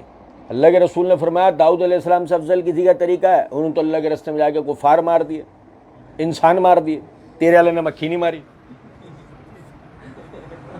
وہ تو کیسا نیک بندہ ہے, کاروبار بھی کر رہا ہے, شادی شدہ. آپ کو پتا ہے داؤد علیہ السلام, توریت بتاتی ہے 100 بیویاں تھیں آپ کی. کتنی بیویاں؟ وہ بھائی 4 کا حکم تو ہماری شریعت میں ہے نا. پہلے تو جتنی چاہے شادیاں کر لو, اور پھر داؤد علیہ السلام جیسی شخصیت. نہیں سمجھے کچھ بات؟ ایک مشرق سے لے کے مغرب تک فتوحات کیا ہوا بادشاہ, مشرق سے لے کے مغرب تک فتوحات کیا ہوا بادشاہ. اس کی 100 کیا 1000 بیویاں بھی تو کوئی مسئلہ نہیں. لیکن بتا رہا ہوں, آپ دیکھیں کہ اتنی مطلب خوبیوں, اتنی فضیلتوں کے حامل شخصیت. ہم نے داؤد علیہ السلام کا تذکرہ سنتے ہیں, انبیاء کے ذکروں میں سنتے ہیں؟ نہیں. جہاد بتانا پڑے گا نا, اس لیے نہیں سنتے. بھائی سب سے پہلے اللہ کے راستے میں جہاد داؤد علیہ السلام نے کیا نا, جیسے سب سے پہلے اللہ کے راستے میں ہجرت لوط علیہ السلام نے کی ہے, سب سے پہلے کشتی نوح علیہ السلام نے بنائی ہے, سب سے پہلے جانور کو مسخر اسماعیل علیہ السلام نے کیا ہے, سب سے پہلے ہتھیار نوح علیہ السلام نے بنایا, اور سب سے پہلے دھات کا ہتھیار داؤد علیہ السلام نے بنایا. دھات کا ہتھیار. اور جنات کس کے قابو میں تھے؟ بیٹے کے. داؤد علیہ السلام کے بیٹے ہیں نا سلیمان. نہیں سمجھے؟ وہ جو ملکہ بلقیس کے تخت والا جو واقعہ ہے, مجھے اس موقع پہ بڑا یاد آتا ہے. یعنی آپ یہ دیکھیں بھائی, وہ ان کے سپر پاور ہونے کی علامت تھا نا, جیسے ورلڈ ٹریڈ سینٹر ہے امریکہ کے سپر پاور ہونے کی علامت سمجھا جاتا ہے نا. نہیں سمجھے؟ اور جن لے آیا ایک سیکنڈ کے اندر. بھائی قوم جس چیز کے اوپر سب سے زیادہ, اہل سبا اپنی جس چیز پہ سب سے زیادہ فخر کرتے تھے وہ وہی تخت تھا نا. جن لے آیا ایک سیکنڈ کے اندر. نہیں سمجھے؟ یہ آ گیا وہ تخت. اب سلیمان علیہ السلام بیٹھے, سب حیرت سے دیکھیے سارا منظر کیا ہے. آپ نے ایک سیکنڈ کے 1000ویں حصے کے اندر کا ھذا من فضل ربی, یہ میرے رب کا فضل ہے. ہم بھی لکھواتے نا اپنی بلڈنگ کے اوپر,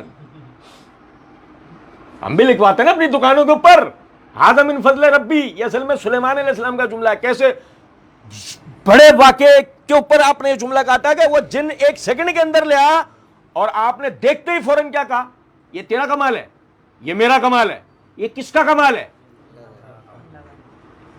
یہ اللہ کا فضل و کرم. نہ تو یہ کر سکتا تھا نہ میں یہ کر سکتا تھا. یہ کس نے کروایا؟ یہ اللہ نے کروایا. ہر مشکل کو آسان کرنے والی ذات اللہ کی ہے. ہر مصیبت میں کام آنے والی ذات اللہ کی ہے. تنگیوں سے آسانیوں میں لے جانے والا اللہ ہے. ہر بیماری میں شفا دینے والا اللہ ہے. یاد رکھیں اس بات کو, جو فضیلت بھی مانی جائے گی اس فضیلت کو مانا جائے گا نبی صلی اللہ علیہ وسلم کی تعلیمات کی روشنی میں. اور تمام تعریفوں میں سب سے بڑھ کر تعریف اللہ کی ہے.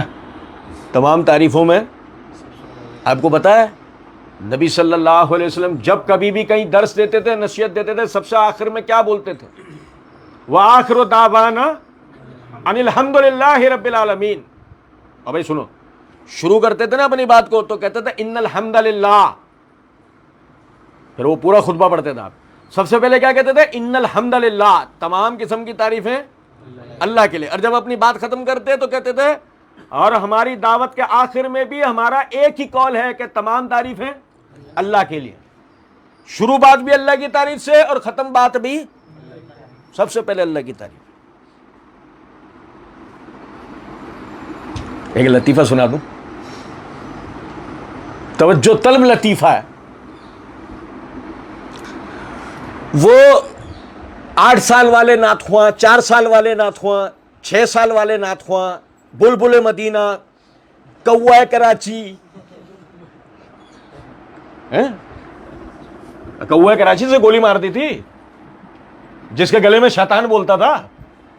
بہت سارے ناراض ہو جائیں گے اس بات کے بعد. سنیں بھائی, 8 سال والا, 7 سال والا, 10 سال والا, 15 سال والا, 20 سال والا, 2 لاکھ لینے والا, 1 لاکھ لینے والا, 50,000 رات کے لینے والا. اچھا, ایک رات کے کتنے پیسے لیتے ہو؟ 1 لاکھ روپے. ایک رات کے کتنے پیسے لیتے ہو؟ 2 لاکھ روپے.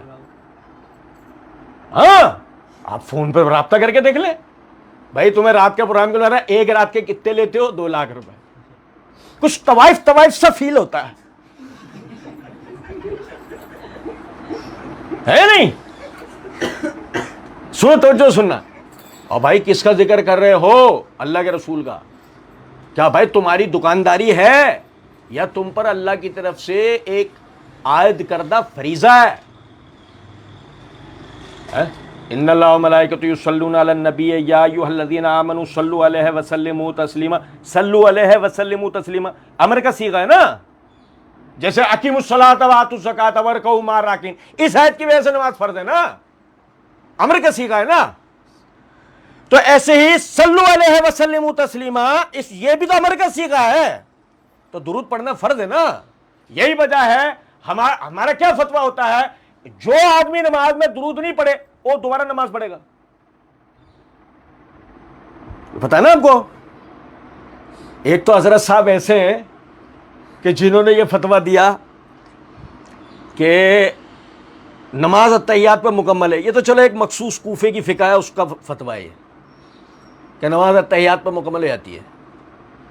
لیکن اس سے بھی آگے بڑھ کے ایک حضرت صاحب ہیں، اسی فقہ کے دائیوں میں سے ہیں، وہ کہتے ہیں کہ اگر جی پہلے تشہد کے اندر ایک شخص نے کہا اللہم صلی علی، وہ سجدہ سہو کرے گا.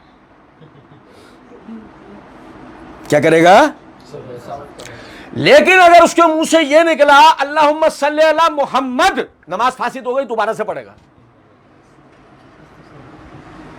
اور یہ طے شدہ بات ہے، وہ اور ان کے ماننے والوں کی زندگیاں اسی بات پہ ختم ہو گئیں کہ ہم عاشق رسول ہیں. وہ ایک الگ بات ہے. اب آگے چلیں، ہمارا فتویٰ کیا ہے؟ ہم ہمیشہ سے کیا بولتے ہیں کہ جو شخص نماز میں درود نہیں پڑھے اس کی نماز نہیں ہوئی، دوبارہ پڑھنی پڑے گی. کیوں؟ اللہ نے فرض کیا صلو علیہ وسلم تسلیما. اور جب ہم اس کو اپنے عموم پہ لیتے ہیں تو اسی پر پھر ہم یہ بات کہتے ہیں ہر شخص پر باقدر استطاعت نبی صلی اللہ علیہ وسلم کی فضیلت بیان کرنا فرض ہے. تو باقدر استطاعت ہم وہ فضیلت کیسے بیان کرتے ہیں؟ دو طرح. مؤذن اذان کہتا ہے اشہد ان محمد رسول اللہ، ہم بھی یہی کہتے ہیں. نماز پڑھتے ہیں، ہم کہتے ہیں اس میں التحیات پڑھتے ہوئے اشہد ان محمدن عبدہ و رسولہ. بقدر استطاعت اللہ کے رسول کی فضیلت بتا رہے ہیں نا. نہیں سمجھے کچھ بات کو؟ اچھا، ایک رات کے کتنے لیتا ہوں بھائی؟ یہ اللہ کی طرف سے تم پہ لازم کردہ ایک فریضہ تھا یا تمہاری دکانداری ہے؟ اگر یہ فریضہ ہے تو نماز پڑھنے کے تو پیسے لیتا ہے، تو نعت پڑھنے کے پیسے کیوں لے رہا؟ جب تو نماز پڑھنے کے پیسے نہیں لیتا، قربانی کرنے کے پیسے نہیں لیتا، حج کرنے کے پیسے نہیں لے رہا، کیا بھائی حاجی صاحبان لائن میں لگے ہوئے، گورنمنٹ آف پاکستان ہر حاجی کو حج کرنے کے عوض 80,000 روپے دے رہی ہے. 4 دن کے لیے تو اپنا کاروبار چھوڑ کے حج کرنے کے لیے جائے گا، لے 4 دن کے کاروبار کے 80,000 ہوتا ہے ایسا؟ تو بھئی نعت پڑھنا فرض ہے، تو اس کی کس بات کے لیے پیسے لے رہا ہے بھائی؟ چلو چھوڑو. اس موقع کے لیے عموماً میں ایک بات کہا کرتا ہوں، باپ کا دین ہے جیسے چاہے بنا لو. کس نے قرآن اور حدیث کھول کے دیکھنا ہے؟ کس نے پڑھنا ہے؟ کس نے سننا ہے؟ ہم تو وہ قوم ہے سبحان اللہ ماشاءاللہ اور انشاءاللہ. ہم تو وہ والے ہیں نا بھائی، جہاں وہ رکے گا وہاں کہنا ہے سبحان اللہ، جہاں وہ ہاتھ اٹھا کے عزم مانگے گے تو بولنا انشاءاللہ. ایسے نا ہم تو وہ والے ہیں. اچھا جی، اللہ نے کیا کہا؟ اللہ کے نبی کا طریقہ کیا تھا؟ بات شروع ہوئی ان الحمدللہ، بات مکمل ہوئی وآخر دعوانا ان الحمدللہ رب العالمین. بات شروع ہوگی اللہ کی حمد سے، بات ختم ہوگی اللہ کی حمد سے.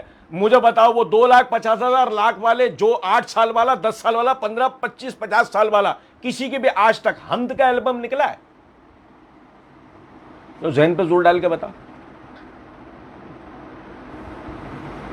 کہ کسی نے نہیں، انہوں نے حمد پڑھی ہو کسی نے. وجہ ہے اس کی، پچھلے ہی دنوں پڑھی تھی ہم نے.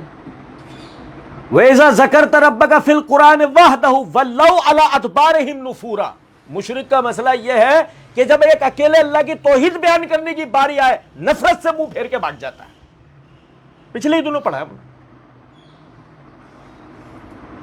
مسئلہ مشرک ہے نا عقیدے میں، تو یہی وجہ ہے اس کو کبھی بھی اللہ کی توحید بیان کرنا، وہ سننا گوارا نہیں کرے گا، بیان کرنا تو بہت دور کی بات ہے. اب بھائی قرآن کی پہلی آیت کیا ہے؟ بسم اللہ الرحمن الرحیم پڑھتے ہیں نا. پہلی آیت بسم اللہ الرحمن الرحیم پڑھتے ہیں نا. ترتیب میں ہم پہلی آیت کیا پڑھ رہے ہوتے ہیں؟ بسم اللہ الرحمن الرحیم، اللہ کے نام سے شروع جو بڑا مہربان نہایت رحم والا. ایسے ہی ہے، ایسے ہی نا بھائی. اچھا مجھے بتاؤ کہ جی سال کا شروع سے لے کے اینڈ ہو گیا، حضرت صاحب خطبے دے رہے تھے ہر جمعے، کسی دن توحید پہ خطبہ دیا؟ میں شروع قرآن کس چیز سے ہو رہا ہے؟ ابے جس قرآن کو تو سامنے رکھ کے پڑھ رہا تھا قرآن شروع توحید سے ہو رہا، تو زندگی میں تو نے کبھی توحید بیان نہیں کی. ہے بھائی مزے کی بات. تو جو سیاسی باتیں کر رہا تھا، جو شروع میں تو نے پڑھا ان الحمد للہ کہہ کے، اور بعد میں پورا خطبہ تو نے سیاسی باتوں میں مکمل کر دیا، تو نے اللہ اور اس کے رسول کو کب بیان کرا؟ خطبہ اس لیے ہوتا ہے.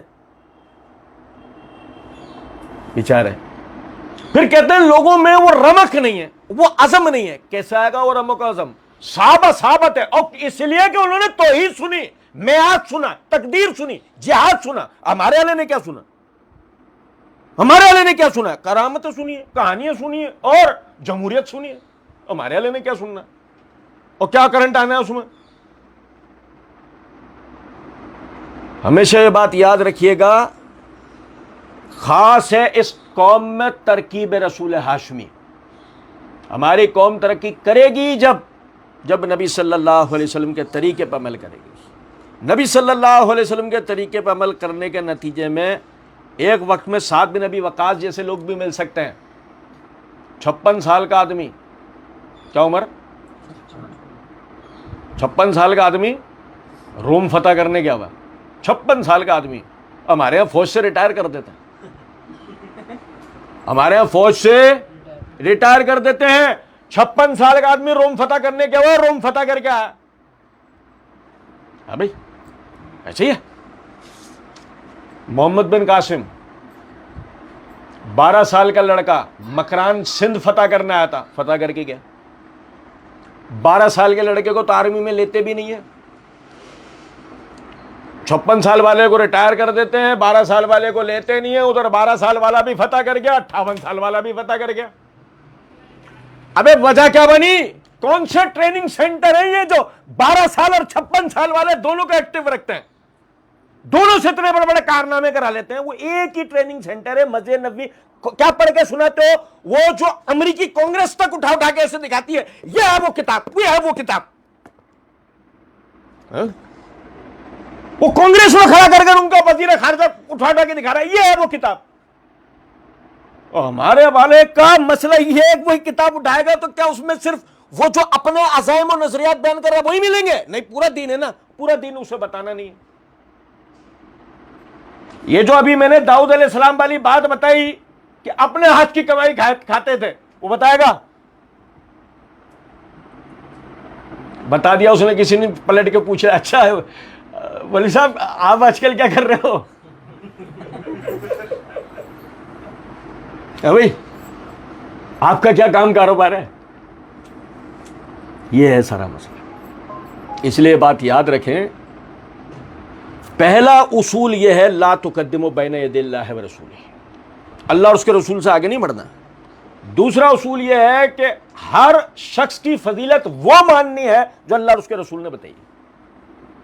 اگر وہ فضیلت اللہ اور اس کے رسول سے ثابت نہیں ہے، ہم پر بیان کرنا سننا تک بھی کوئی فرض لازم نہیں ہے. کیوں سنیں؟ کیوں وقت ضائع کریں اس کو؟ کیا فائدہ ہے اس کو سننے سے ہمارے؟ بتاؤ. قصص الانبیاء پڑھنے کا آپ کو کوئی فائدہ ہے اگر آپ نے قرآن نہیں پڑھ رکھی؟ تذکرہ اصحاب رسول پڑھنے کا آپ کو کوئی فائدہ ہے اگر آپ نے قرآن نہیں پڑھ رکھا ہے؟ یاد رکھیں، جب نبی صلی اللہ علیہ وسلم کی سیرت آپ کو نہیں آتی ہو، آپ نیلسن منڈیلا کو پڑھ لو، آپ ابراہم لنکن کو پڑھ لو، آپ کارل مارکس کو پڑھ لو، آپ لینن کو پڑھ لو، ہٹلر کو پڑھ لو، آپ جی ایم سید کو پڑھ لو. وہ بھی بھائی وہ بھی انقلابی ہے. ہمارے انقلاب بھی تو بٹ رہے ہیں. انقلاب ہر جو اڈیالہ میں بھی ہیں کہ انقلابی. ہمارے انقلاب بھی تو ایسے نہیں، یوں ہوتے ہیں انقلاب. یار یہ بھی انقلاب لا سکتا ہے، یہ بھی لا سکتا. اچھا انقلاب کون سا ہے؟ یہ نچوا دینا. بھائی کیا انقلاب لایا تو نچوا کے؟ یہ بھی تو علم ہے نا ہمارا. انقلاب کی بھی تو کوئی پرسپیکٹس ہی نہیں ہے نا دماغ میں کہ انقلاب کہتے کس بلا کو ہیں. کہ بھائی یہ ہوتا ہے انقلاب، یہ تھوڑی انقلاب. یہ کون سا انقلاب ہے؟ اداروں کو گالیاں دو، اپنے لیے لوگوں کو. اور پرسوں میں ویڈیو دیکھ رہا، انہی کا وہ اس وقت جو چیئرمین پارٹی ہے نا، اس کو ایک عورت گالیاں دے رہی کھڑی ہوئی. انہی کی وہ کہہ رہا تم وہ کون؟ میں پارٹی ورکر ہوں. تمہیں پتہ ہے میں کون ہوں؟ وہ سے گالیاں دے رہی ہے. عجیب ہی زومبیز ہے. تو اصل مسئلہ سارا وہی ہے نا. ہمیں اگر ہم سمجھیں ذرا بات کو کہ اصل چیز یہ کہ انقلاب خاص ہے اس قوم میں ترکیب رسول عاشقی. اللہ کی قسم ہماری قوم وہ 12 سال کا لڑکا محمد بن قاسم ہو یا وہ 56 سال کا سعد بن ابی وقاص ہو, وہ انقلاب کھڑا ہوتا ہے ایک ہی شخصیت کو دیکھنے سننے پڑھنے سے, اور وہ ہے محمد الرسول اللہ صلی اللہ علیہ وسلم. اللہ کی قسم. میں نا صرف چلو ایسے دو بس واقعات, ٹائم بہت زیادہ ہو گیا پھر بھی بس ایسے دل کر رہا ہے آپ بھائیوں کو سناتا ہوں. مجھے بتاؤ وہ کون سا ایسا انقلابی لیڈر پیر صاحب مرشد فلانا ڈھمکا کوئی ہے کہ جس کے ماننے والے اس کے پاس آئیں اس کہنے کے بعد کہ وہ کہے کہ میرے ساتھ لڑنے چلو سخت گرمیوں میں دنیا کے ایک سپر پاور سے, اور حالت یہ ہو رمضان چل رہے ہو تم نے روزے بھی رکھے ہوئے ہوں ہیں. یہ ساری باتیں ہو گئی ہیں. اب وہ آئے سارے, وہ آئے اور ایک گروہ آ کے ان میں سے جوانوں کا کہنے لگا حضرت ایک ہم پر مہربانی اور کر دیں, ایک حکم اور دے دیں ہمیں, ہم خصی ہو جائیں. نہیں, ہنسنے کی بات نہیں ہے, اللہ کی قسم سنو, ہم خصی ہو جائیں. نبی صلی اللہ علیہ وسلم نے کہا کیوں؟ تمہارے اللہ کے رسول وہ رومی اپنی عورتوں کو ساتھ لاتے ہیں ہمیں للچانے کے لیے, ہم میں سے کوئی اپنے ایمان سے ڈاواں ڈول نہ ہو جائے تو ہم یہیں سے خصی ہو کے جاتے ہیں تاکہ ہمیں کوئی ہمارے مشن سے نہیں ہٹا سکتا ہو. اللہ کی قسم یہ بات یاد رکھنا, لڑنے کے لیے جانا ایک علیحدہ بات ہے, لڑنے کے لیے آپ کے پاس ہتھیار ہونا یا نہ ہونا ایک علیحدہ بات ہے, لڑنے کے لیے بہادری کا عزم ہونا یہ بھی ایک دیگر بات ہے, لڑنے کے لیے اپنے وقار کو نہ کھونا یہ بھی ایک علیحدہ بات ہے. لیکن آپ اندازہ کریں آدمی کو یہ گمان گزرنے لگے کہ میری مردانگی قوم کے لیے میری قربانی کے مد مقابل آ سکتی ہے اور وہ مردانی کو ختم کرنے پہ تلا ہے. دنیا میں ایسا کوئی مرد دیکھا ہے؟ یہ اللہ کے رسول کے صحابہ تھے کہ صرف اس بات کے اوپر کہ کہیں جس مشن کے لیے ہم جا رہے ہیں ایسا نہیں ہو کہ ہمارا کوئی ایک ساتھی بھی اس میں جو ہے فیل ہو جائے صرف اس وجہ سے کہ وہ اپنی عورتیں دکھا کے اس کو کوئی للچانے کی کوشش کریں. یہیں سے خصی ہو کے جائیں گے کہ تاکہ کوئی اس طرح کا مسئلہ ہی نہ ہو. اللہ کی قسم مجھے دکھاؤ تو صحیح ایسے کون لوگ ہیں, کیا ان کے عزم ہے, کیا ان کے یار کہ جو اللہ کے رسول نے کہہ دیا نا اس سے زیر زبر پیش آگے پیچھے کسی طرح نہیں ہو, کوئی مسئلہ نہ ہو جائے, کوئی معاملہ نہ ہو جائے. آپ ہمیں یہ بھی حکم دے دیں. ادھر دیکھو نبی صلی اللہ علیہ وسلم نے جواب میں کیا کہا, اللہ نے میری امت کے اوپر خصی ہونے کو حرام کر دیا ہے. آپ کو پتا ہے عیسائی پادری خصی ہو جاتے ہیں, بعض عیسائی پادری خصی ہو جاتے ہیں جان بوجھ کے کہ چرچ میں, بھائی تاریخ گواہ ہے دنیا میں سب سے زیادہ کرمنل ایکٹیویٹیز چرچز میں ہوئی ہیں, دنیا میں سب سے زیادہ بدکاری کا واقعات چرچ میں ہوئے ہیں, پہلے نمبر پہ, دوسرے نمبر پہ مندر میں ہوئے ہیں. ابھی کوئی ایسی آیت آئے گی انشاءاللہ آپ کو ثبوت کے ساتھ بتاؤں. وہ بیچارے تھے تو وہ اللہ سے ڈرنے والے لوگ نا, تو ان کو پتا تھا کہ چرچ کے ماحول میں آخر کار ہم سے بھی کوئی جرم سرزد ہو ہی جانا ہے, تو انہوں نے کیا کرا, جا کے نبی صلی اللہ علیہ وسلم نے فرمایا اللہ نے میری امت کے اوپر یہ کام, وجہ کیا ہے, نکاح ہے نا ہماری شریعت میں, ہماری شریعت میں کوئی عیسائیوں کی طرح نکاح حرام تھوڑی رکھا گیا ہے. سمجھ میں آ رہی کچھ بات ہے؟ تو یہ دین بہت پیارا ہے, یہ آپ کی دنیا کو سنوار دیتا ہے. اگر آپ چاہتے ہیں آپ کی دنیا سنور جائے, یہ لازمی ہے کہ جو طریقہ نبی صلی اللہ علیہ وسلم نے اور جس طرح بتایا اسی طریقے سے اس پہ عمل کریں. اللہ رب العزت سمجھنے اور عمل کرنے کی توفیق دے. وما علینا الا البلاغ. 2 اعلانات ہیں, تھوڑا سا یہ تسلی سے یہ سن لیجئے گا. سب سے پہلے تو سمجھ لیں ایک طرح سے خوشخبری ہے, ہمارے بہت سارے بھائی سن 2019-20 سے اس بات کا خواہش کرتے تھے کہ جی جو آپ مرزا جہلمی کے جواب میں جو ویڈیوز وغیرہ بناتے ہیں یا جو مشائخ دیگر بناتے ہیں کل میں لے کر آئیں. تو اس میں سب سے پہلے ہمارے شیخ عتیق الرحمن علوی صاحب جو ہیں انہوں نے مرزا جہلمی کا جو ریسرچ پیپر 5B جو سب سے بھی بھائی بہت چھوٹے ہیں, بمشکل کوئی 28-30 سال کے ہوں گے شاید, تو انہوں نے الحمدللہ یہ کتاب جو نا لکھی ہے مرزا جہلمی کے اعتراضات کے جوابات کے اوپر, اور یہ ابھی پہلا حصہ ہے جو اس نے صحابہ کرام رضوان اللہ علیہم اجمعین پر جو اعتراضات کیے, یہ ان کے اوپر جوابات کا یہ پہلا حصہ ہے. اس کے انشاءاللہ وقتاً فوقتاً اور حصے بھی اس کے انشاءاللہ جو نا آتے رہیں گے. تو الحمدللہ خالد بن بشیر مرجالوی حفظہ اللہ اور شیخ رفیق طاہر جیسے علماء کی اس کے اوپر تقریضات ہیں، اور شیخ رفیق طاہر کی تو الحمدللہ اس کے اوپر نظر ثانی بھی ہے، لیکن اس کے باوجود بھی ہمارے بھائی نے یہ کتاب بھیجی، اور کتاب بھیج کر ہارون بھائی نے جو ہے وہ میرا تبصرہ اس کے اوپر مانگا. تو بس میں بحیثیت طالب علم جو ہے وہ اس کے اوپر صرف یہ عرض کروں گا کہ چند مقامات سے کتاب دیکھنے کا مجھے موقع ملا. ایک تو خوبی یہ ہے کہ بڑے سنجیدہ بردبار انداز کے اندر کتاب کو لکھا گیا ہے، حالانکہ مرزا اس کا حقدار نہیں ہے، آپ میری ویڈیوز سے دیکھتے ہی رہتے ہیں، لیکن ہمارے بھائی نے جو ہے نا ماشاءاللہ بڑے سنجیدہ اور عالمانہ اور ناصحانہ انداز کے اندر جو ہے نا کتاب لکھی ہے، علمی پیمانے اور علمی طریقہ کار کے ساتھ. تو جو بھائی یعنی ہارڈ کاپی میں چیزوں کو پڑھنے کا شوق رکھتے ہیں اور چیزوں کو بدلائل بحوالہ تحقیق کے ساتھ پڑھنا سیکھنا چاہتے ہیں، ان کے لیے یہ کتاب جو ہے بہت فائدہ مند ہے. تو سب بھائی جو ہے انشاءاللہ جو پڑھنے والے ہیں لازمی اس کتاب کو خریدیں، اور اپنے اپنے حلقوں میں جو مرزا جہلمی کے جو نا یعنی کہ متاثرین ہیں ان کو جو نا یہ کتاب لازمی بطور تحفہ جو نا دیں. یہ کتاب ہمارے سعید آباد میں ایک بھائی ہیں، ان کے پاس بھی موجود ہے کتاب. ان کا نمبر اپنے پاس نوٹ کر لیجئے، جو بھائی رابطہ کرنا چاہے. نمبر ان کا ہے 0321446487. ویڈیو کو جو ہے بعد میں ریوائنڈ کر کے بھی آپ نمبر جو ہے نا وہ لے سکتے ہوں گے. بہرحال یہ کتاب اللہ نے چاہا تو انشاءاللہ بہت فائدہ مند ثابت ہوگی. اللہ تعالیٰ بھائی کو جزائے خیر دے، اور اللہ تعالیٰ ان کو مزید توفیق دے آگے زیادہ سے زیادہ اس یعنی کہ رافضیت کے اعتراضات کے جوابات کے اوپر کام کرنے پر. دوسرا جو نا اعلان یہ ہے کہ چونکہ ہمارے ہاں بڑا ہی اسمارٹ لاک ڈاؤن لگا ہوا ہے، تو یہ ہمارے خوش نصیبی ہے کہ آخر کار ہمیں مجبور کر کے وہ پیچھے لے کر آ گئے ہیں، اور ابھی افواہیں ہیں کہ مزید پیچھے لانے کی بھی کوشش ہے. لیکن پھر بھی میں آپ لوگوں کے یعنی کہ نالج کے لیے ایک بات بتا رہا ہوں کہ اگر یہ اسی طرح کا اسمارٹ لاک ڈاؤن اگلی جمعرات تک بھی رہتا ہے تو یہ ذہن بنا کے رکھیے گا کہ اگلی جمعرات کو جو درس ہوگا وہ 11 بجے سٹارٹ ہوگا. ٹھیک ہے؟ اور اگر یہ سلسلہ مزید کم ہوتا ہے تو ہم درس کو 10:30 بجے پہ بھی لے کے جائیں گے، 10 بجے پہ بھی لے کے جائیں گے، 9 بجے پر بھی لے کے جائیں گے. اس کو ہم مزید نیچے لاتے جائیں گے، کیونکہ جو پہلے ہماری مجبوری یہ تھی کہ ظاہر ہے ہم سب کام کاروبار والے بھائی ہیں، اور آپ کو پتہ ہے کہ ہمارے شہر کا جو مزاج ہے کہ بھائی 11-12 بجے سے پہلے جو ہے وہ کام کاروبار بند ہی نہیں ہو رہے تھے، تو بھائیوں کو آتے اور جمع ہوتے ہوئے وقت لگتا تھا. تو ابھی چونکہ یہ لاک ڈاؤن والا مسئلہ ہے تو اس طرح کا کوئی سلسلہ ہے نہیں، بازار جلدی بند ہو رہے ہیں، بھائی جلدی فارغ ہو رہے ہیں.